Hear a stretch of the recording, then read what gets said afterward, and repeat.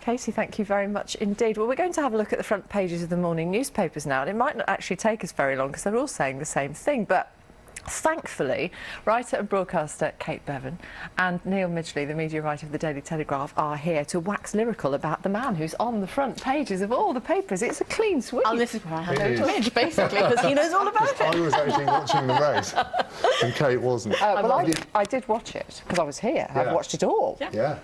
I've been paid to do it. And who is on the front? Mo Farah is on the front page of every single paper. Every single paper. The ones that we've got, to be fair, we haven't got the Telegraph yet. But he is on. I've seen that online. He is on the front. He's on that one as well. I mean, well it is done quite an him. amazing achievement, obviously, for Mo and for Team GB, and a brilliant Sunday morning story. Yeah, 5,000 metres, and it's supposed to be. We were talking earlier about it's supposed to be a middle distance race. And it looks like a sprint, doesn't it? I think I need to lie down after thinking about running 500 metres, frankly, for a bus, not even. Yeah, yeah, and obviously the way that I've got very confused over the last few days. I'm not a track and field expert, and so when Steve Cram and Brendan Foster and these people talk about the tactics in these races, Mo's tactics seem to be 2 laps out from the end, go to the front, and then stay at the front until you reach the finish line, which seems to me to be a very sensible tactic. Yeah, I don't see the difference, how that would not work, actually. Yeah.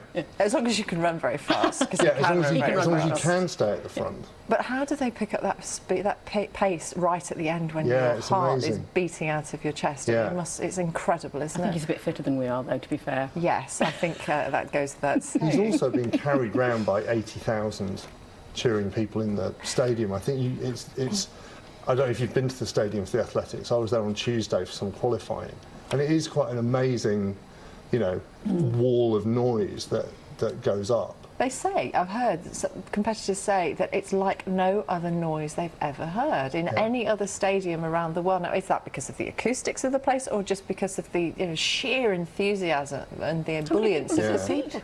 About 80,000, I think. Yeah, it's a lot of people 1.2 million people, I think, have been to athletics over the sort of just over a week of athletics.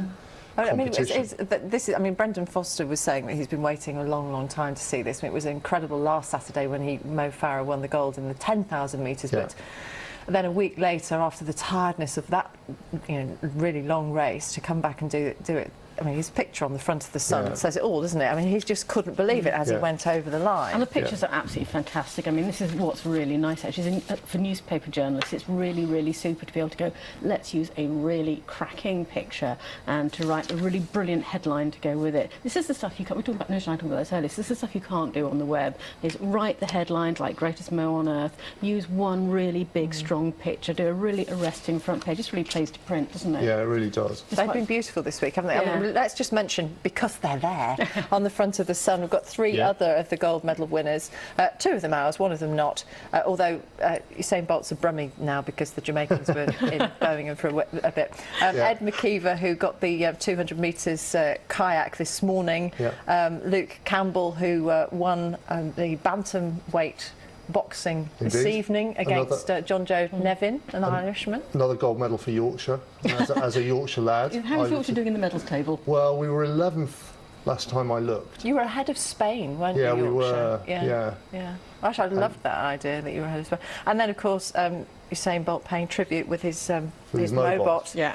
At the bottom. Again, would he race tonight or not? We weren't entirely sure, but there he was, and it was over in the blink of an eye. And a new world record. 36.84 seconds, was it?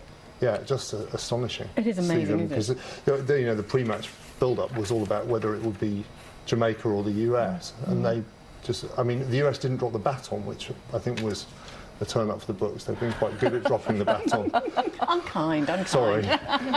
But I mean, the Jamaicans were just so far out in front. Yeah, they were. It was incredible. A very short distance, though, you got from memory to actually pass the baton over, haven't you? Were you a baton passer in your day, Martin? I did a bit of relay racing. Yeah, I did. Yeah, well, we got disqualified, didn't we, for doing the baton passing, I think, at the wrong moment. The women. The Brits. The women did, didn't they? Yeah, in one of the races. Yes, they did, because you've got to hand it over within that little box. Yeah. And it's very nerve-wracking, I remember. So there he is on the Sunday Times. That Which is it's fantastic another expression. Yeah. And it's a great picture on the front of the Sunday Times as well, actually, because there's lots of lovely movement in it. A lot of the others have gone for quite big close-ups. Yeah, he's off the Yeah. ground. But isn't he? yeah, that one is really Completely, Yeah. And the depth of field is nice on it as well. It's he's in focus, and behind him is the blur of the people he's just left. Well, pretty much standing. I say standing. It's also a really nice headline as well. Fly Mo Fly. I like that. And in the background, you can see the Ethiopian guy who just knows it's all over. Yeah. He's got silver, but Yeah, and he he was was so kind of close, sprinting, wasn't he? He was trying. He was the guy who was trying to do the last-minute push. I mean, having never run that far, probably in my life, I can't imagine how frightening it must be to be boxed in. If you're in the wrong place, how on earth do you escape and get around everybody? And also, they're going at really high speeds as well. I mean, it'd be difficult to get out of being boxed in like that. Yeah. And the injuries that some of them have sustained during some of these races, they come off covered in blood, don't they? They've been spiked and bruised and jostled. It's very, very... Sport is bad for you. I've said it for years. Sport is really bad for you. You're in one piece, Kate. I'm glad to hear. Yeah, that's why I don't do any sport. There he is again, the Observer. Now, somebody was tweeting earlier that he's going to Downing Street tomorrow. Is that right? Is he? Is it true, or is it just a...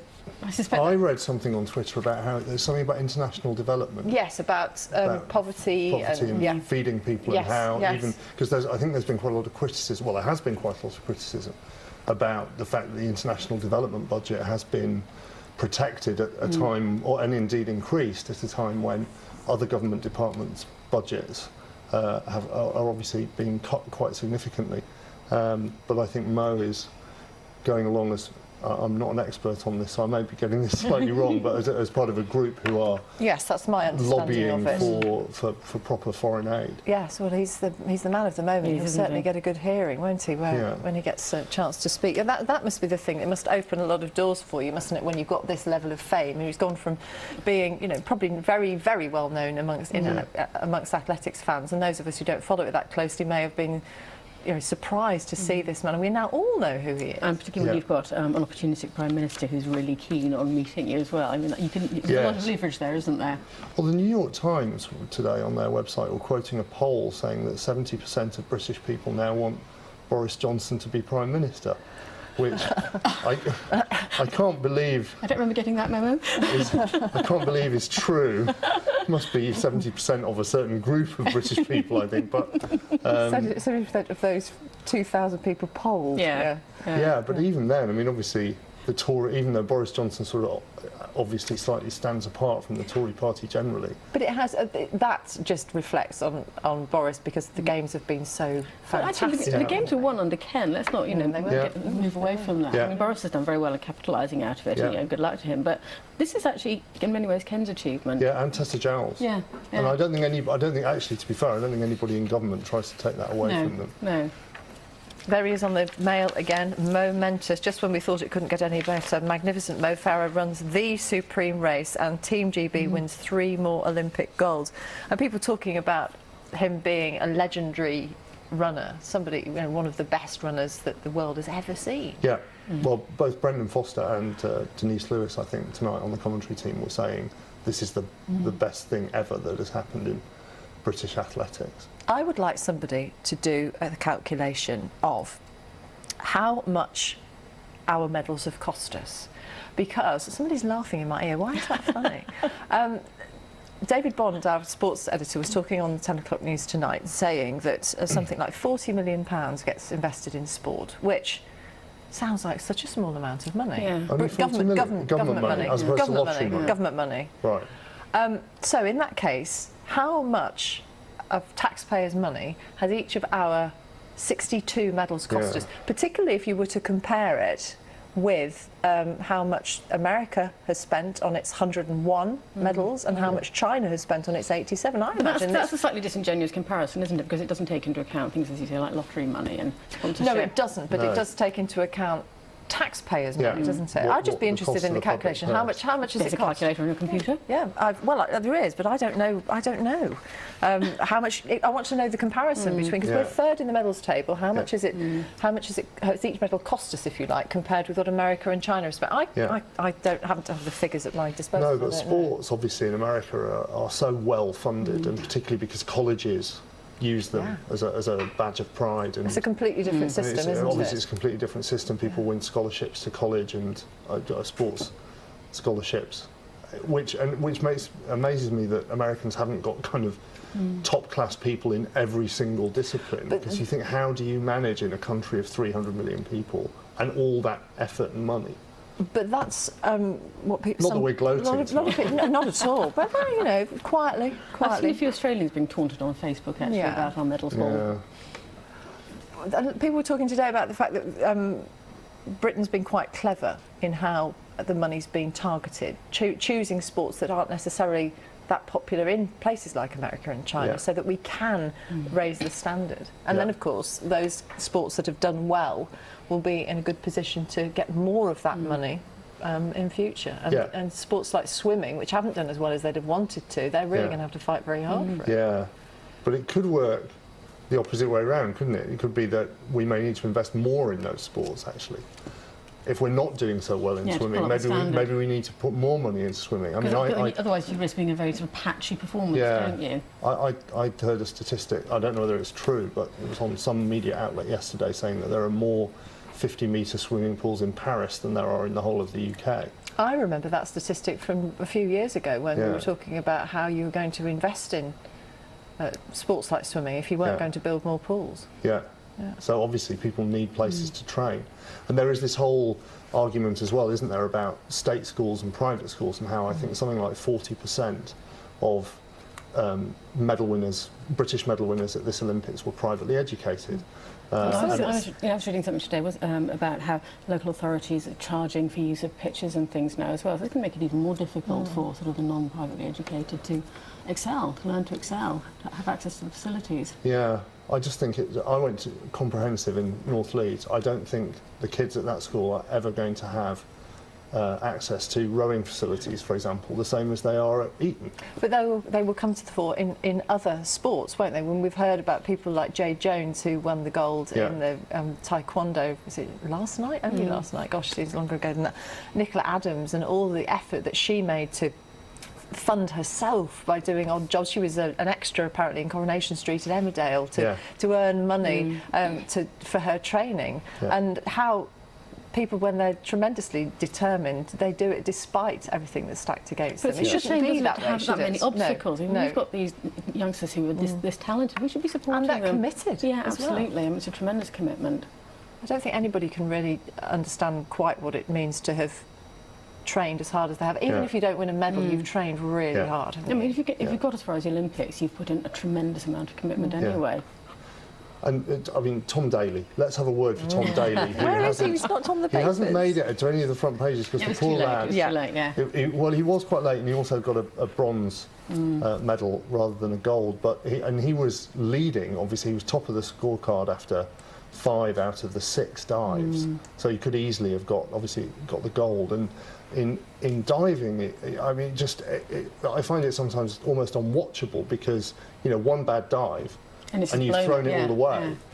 And obviously there is such a wide variety of kind of skills and training going into each of those dives and bottle. I wouldn't jump off one of those boards. Did you jump off one of those giant high boards? I wouldn't jump off facing forwards, feet first. Never mind doing a handstand on the 10-metre platform. And having to achieve a balance on that handstand and show the judges that you're balanced. They are and then making a perfect entry into the water with no splash at all. I'm sure that I have seen. Let me just show you Sunday Express, momentous. There he is again. Yeah. That's the same headline as the Mail. I'm not sure that's great minds think alike. And a free beach ball. And a free beach ball.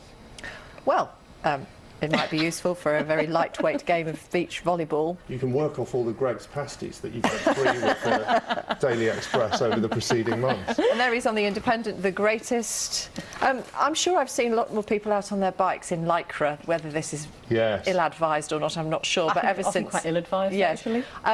How will you be inspired in terms of exercise and sport after the Olympics? I think you should answer that question first, actually, Martin. I just feel very wistful that I've left it far too late to do anything, really, but I shall just try extra hard at my tennis, I think. Okay. I shall be redoubling my efforts at the ice rink, definitely. Which has been a revelation to us tonight, that you're an my figure skater. I think figure skater conjures up images of grace and poise and achievement, which are kind of one of those lovely entirely misleading. There is video of me in rhinestones. Really? Yeah. I think we need to see this. Doing Kate, something you're for charity. dodging this, so I'm assuming nothing's going I'm to going change. to be joining my cat in her bid for Olympic gold in snoozing. Well, I appreciate you both coming in tonight and talking about Mo Farah plus other things. Thank you very much indeed.